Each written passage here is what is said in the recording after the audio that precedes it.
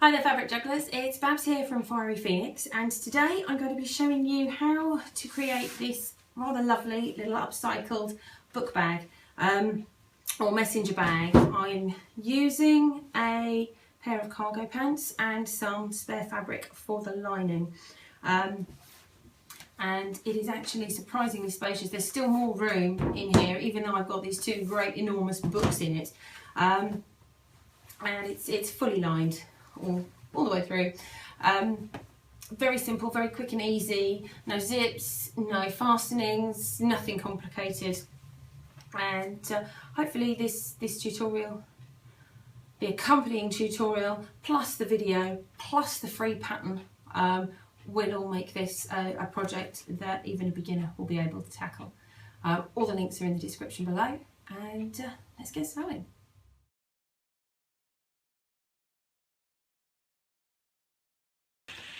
First things first, I apologise, it's absolutely teeming down here, so if there is a background noise of rain, I do apologise, but I am in the UK, so what can you expect? It's the summer holidays. First off, I'm going to take you through my goodie bag from the PDSA store that I went to yesterday, a nice little charity shop, and I have a lovely selection of combat trousers in a variety of colours. I couldn't find a blue, but I did my best. So we've got some nice linen-y beige ones, which are the ones I'm going to be using for today's tutorial. I've got a teeny tiny pair of black shorts, which I'm actually going to use at the end of the tutorial to show you how you can think about cutting these up in slightly different ways rather than just prescriptively following the instructions that I've given, which are intended for a full-length pair of trousers. There's a 3/4 pair which I can make some use of. They've got some very interesting pockets, and we have another full-length pair in a sort of a more silky looking fabric, and then a really lovely linen pair, just to show you the types of combats out there. They don't necessarily have to be your army style combat cargo pants. You can get them in a wide range of colours. As I say, the only colour I couldn't find was either the camouflage or blue, navy colours, but I have high hopes for the black bag. I'll come on to that in a little while, but to start us off, we're going to be looking at using a full-size pair of regular cargo pants. They've got pants pockets on the back, and they have quite a simple pocket on the side, so I shall be making probably a more simple bag for you today. There's going to be there's no zips, there's no pulls, there's no ties, there's no clasps. It is a very simple drape over messenger bag with a pocket on the front of it. So I need to grab some scissors and then I can start cutting this up for you.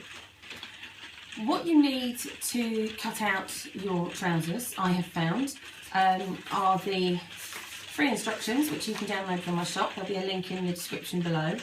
And there's a tutorial, a written tutorial that goes along with this, but to make it easier, a couple of pages printed out will give you everything that you need in terms of cutting the pieces out, rather than referring back to a laptop all the time. The best way I found for cutting the rectangles is using a rotary cutter and a board and a nice metal rule, and then I use the scissors for actually slicing and dicing the trousers themselves. I've also got some lining fabric which I've pulled from my stash, and I just think that tonally it works quite nicely with this, so we'll see where that takes us. But the first thing we need to do is actually cut the trousers down the central seam to give us as much fabric as possible to work with. So we can snip and rip. If you're not sure what snipping and ripping is, I do have a separate tutorial on that, which I will link to. And that gives me a huge quantity of fabric to work with. And then I'll do the same on the other leg if it's needed. So now that we've opened up the leg, we have a lovely wide canvas that we're looking at, and we need 13 by 10. So I've gone 4 inches, or I will be going 4 inches up and then 2 inches below. So we've got to allow for the flap to actually come across 2 inches and then fall over the front of the bag. So that's why I've taken it to this particular size. So I'm going to cut this across as close to the pocket that we're just beneath as possible. And take that straight across, which I could snip and rip, but I'm not going to at this point. Move that out of the way. And then we are going to come down 13 down here, come across. Now this one I'm going to snip and rip because we'll be cutting across the corners at the base. I'm not going to keep ripping all the way across because I do want a nice long strip from down the side. So I'm going to want 10 inches. And if I look to have 2 inches either side, that should give me a nice evenly placed pocket. And cut across to there, and then cut up. Giving me 13 across, 13 down rather, and then I'll cut through from my 10 up, which I can snip and rip. Make that nice and fast, and I'll put that to one side. I can use that again, and then just so that I'm not standing up the entire time, sit down for a minute.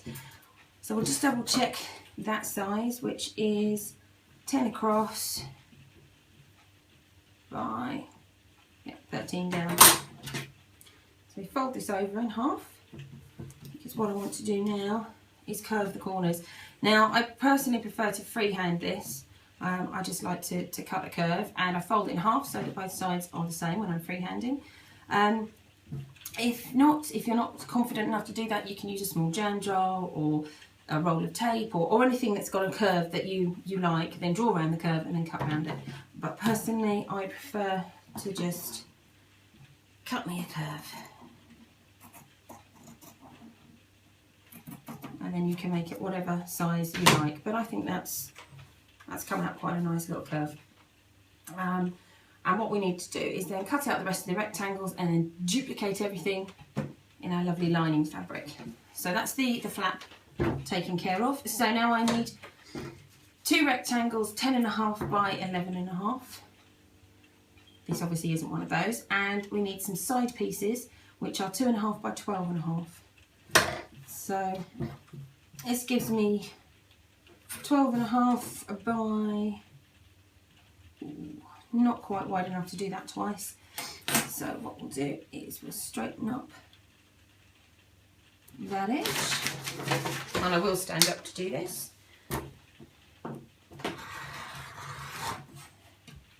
Get rid of that. And then we want 2.5. So if I measure that off my board, that's 2.5. Rubbish. And we want, again, I'll straighten up an edge by 12. 1, 2, 3, 4, 5, 6, 7, 8, 9, 10, 11, 12. Okay. It is handy having a board that measures in inches. You can measure off the board or you can measure off the ruler. It doesn't make much difference, just need to be consistent. So this is one of my side gusset pieces, and I now have this lovely large piece of fabric left over that I can cut out my others. Now what I do need to bear in mind is that I'm looking for one long strap, which should be 40 to 50 inches. So I've got about 30 inches on here, so we'll see how many I can get out of that width. I have, excellent, I can get 2.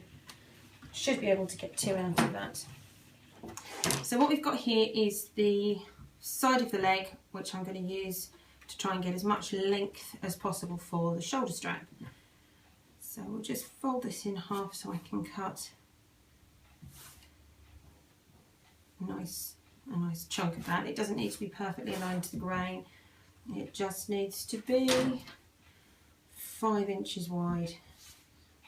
So what I'll do to neaten this up, so I can get the most out of it, is just neaten this edge along here, which I'm doing upside down. Neaten the edge along there, and then we'll measure it from that point. Clear that out of the way. We want 5 inches, 1, 2, 3, 4, 5. So we'll cut a little bit above that. So if we cut at 5.5, that gives us some wiggle room.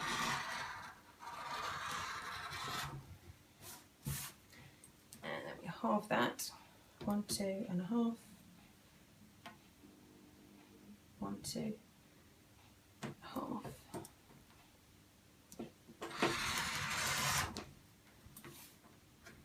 And we'll take off another 1/2 inch there.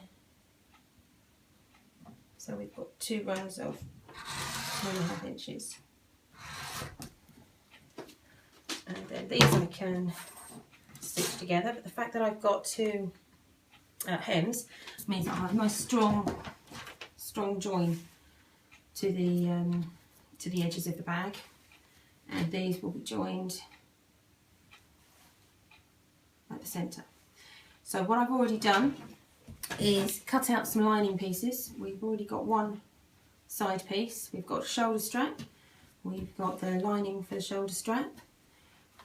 I've got my bias binding that I've already created. We've got the flap that we need to match the lining to. And we have a front and a back panel in lining. I need to cut the same out of our basic fabric. And then I've got my side edges and my bottom for the bag.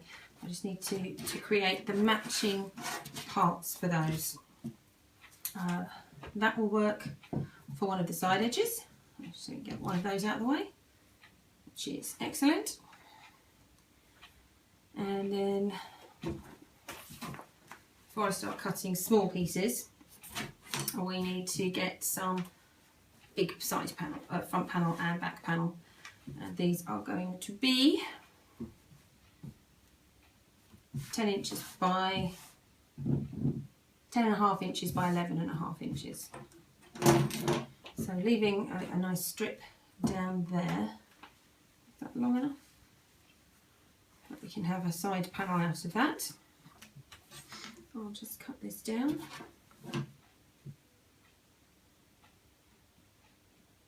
Actually, will I be able to get 2 side panels out of that if I move this down a bit? Take the white off. Move that down to the edge. And will I get 2 side panels? Yes, I will. So we need to try and be a bit smarter with, or I need to be a bit smarter with my cutting, so I can get my 2 side panels out there. I'll just cut that down.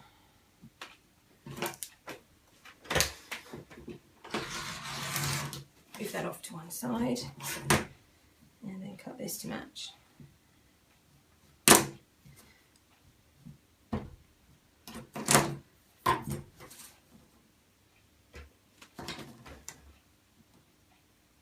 Just along that edge, through one seam,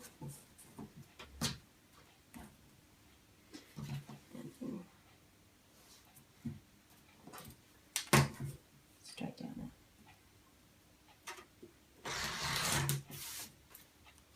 That's one front panel. And we can do the side gussets. Cut that piece off because it's just in the way. And we need 1 at 11 and 1 at 12 inches long, so we can create a nice even edge there. And then cut 2.5 straight down the centre.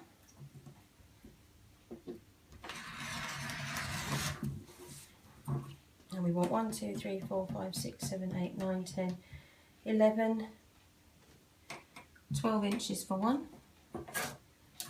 Move everything out of the way. 12 inches for one of them. We want 11. Is that right? 1, 2, 3, 11 inches for the other.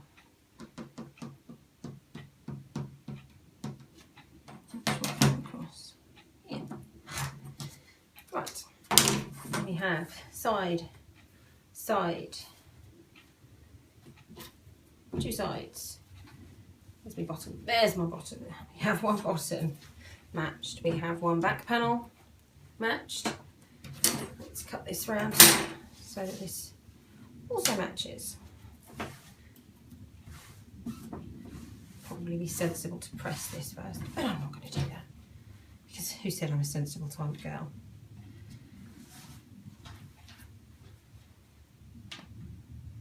Cut that across the bottom.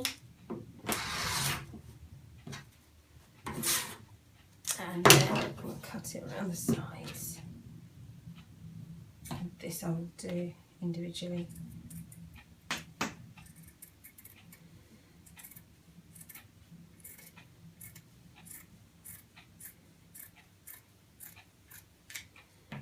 This one.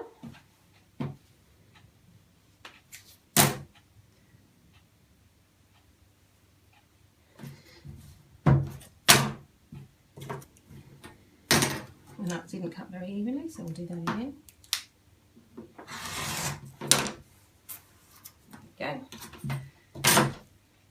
And then we'll cut this one down.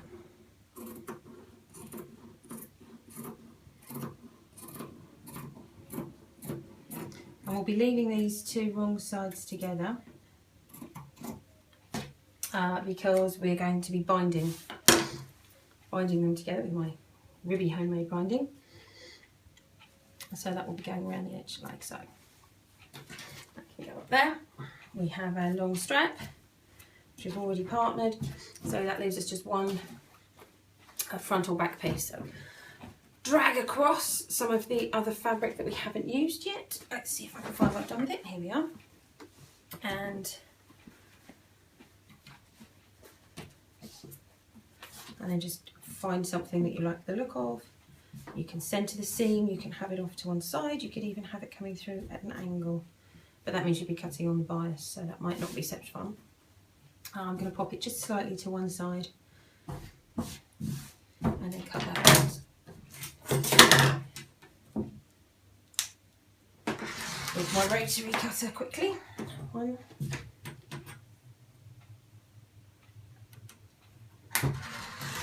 2,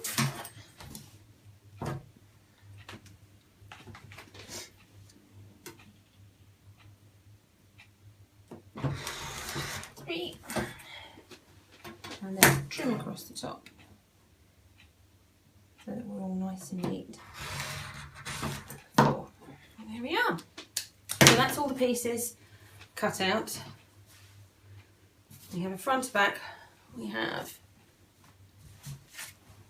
lots of rubbish. So we have bias binding, we have a front flap, we have a front and a back, we have shoulder strap, and we have the sides of the bag. So what we're going to do is separate these off into the different fabrics, apart from the flap, which we will sew around first, and we will be constructing ourselves a lining, and we will be constructing a outer.